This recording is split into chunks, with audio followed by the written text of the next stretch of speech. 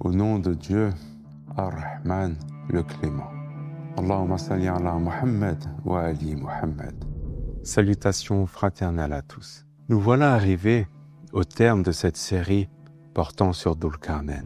Nous espérons que cette série nous a permis de comprendre que l'histoire et le dhikr de Dhul-Qarnayn étaient d'une importance capitale pour nous, les croyants de la fin des temps.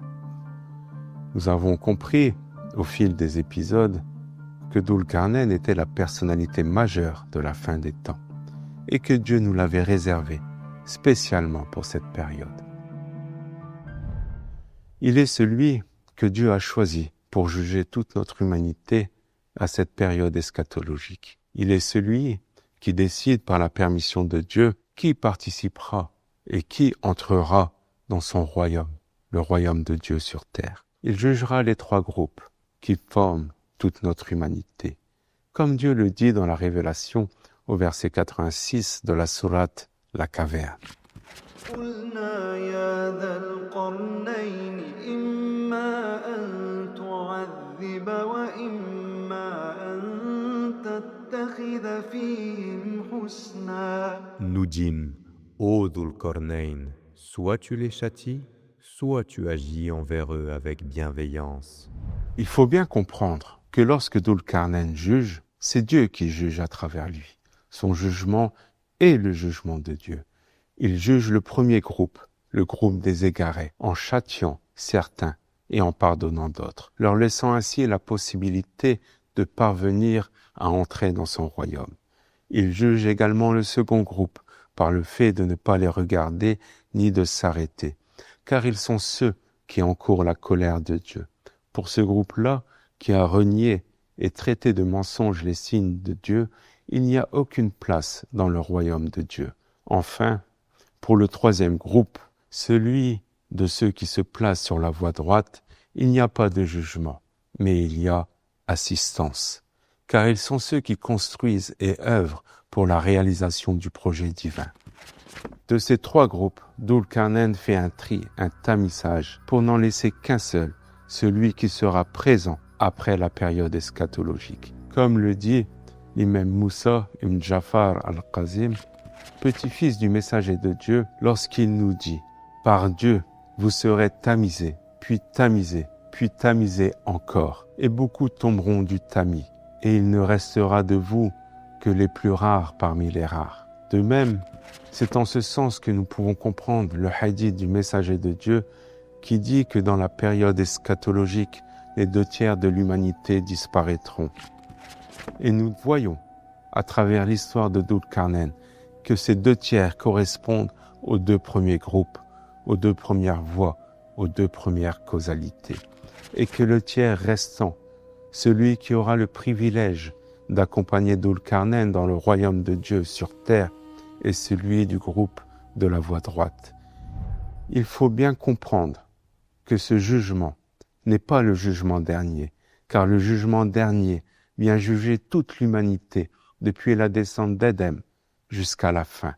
Il est le jugement qui précède le jugement dernier et qui juge l'humanité présente à l'époque de Dhul-Qarnayn. Ce jugement permet le passage de l'eschatologie, de l'ère de Gog et de Magog, de l'ère du dégel et de l'ère du temps d'Iblis à l'ère post-eschatologique, à l'ère du Mahdi, fils de Fatima, et du Messie, fils de Marie. C'est en ce sens que nous pouvons comprendre le verset 98 de la sourate La Caverne qui correspond, lui, au jugement dernier, lorsque la terre sera entièrement nivelée et aplanie, et dans lequel Dieu nous dit قال هذا رحمة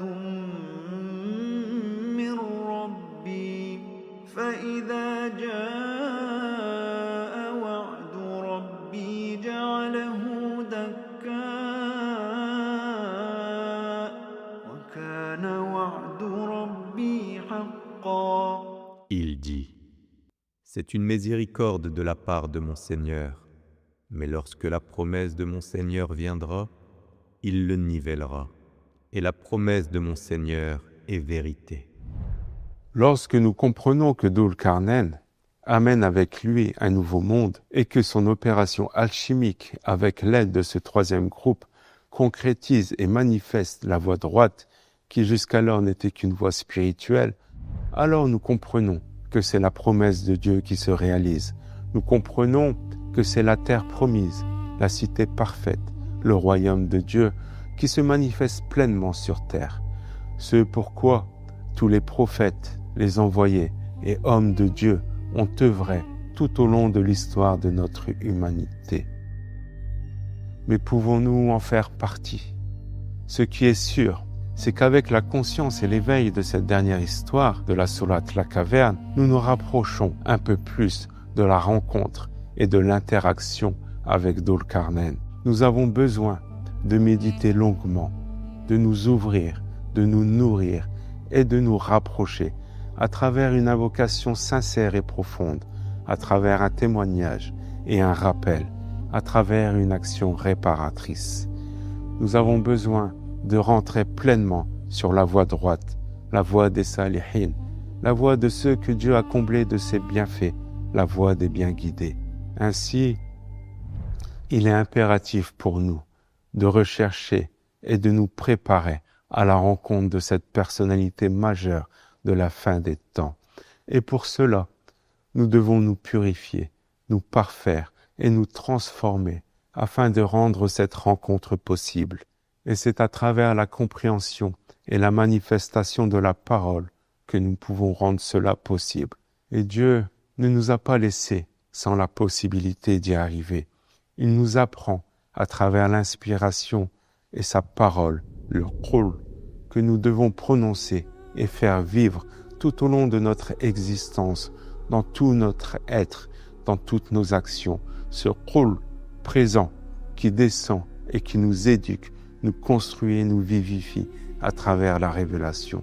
Ce Qul qui nous invite à participer à l'œuvre de Dieu à travers des actions réparatrices, des amal salih qui s'unissent et se rejoignent pour n'en former qu'une seule, celle de réparer l'erreur de notre père Adam et à travers lui notre désobéissance à Dieu lorsque nous écoutons les chuchotements d'Iblis.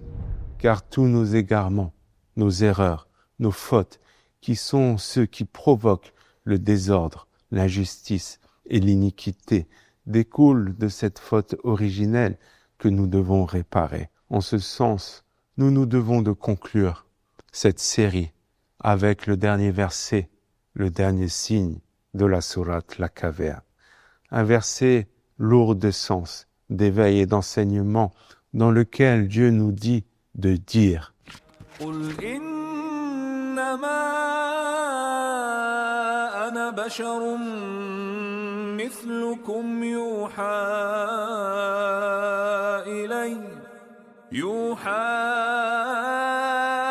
إلي أنما إلهكم إله واحد. Dis, je suis un être humain comme vous. Il m'a été révélé que votre Dieu est un Dieu unique. فمن كان يرجو لقاء ربه فليعمل عملا صالحا ولا يشرك بعبادة ربه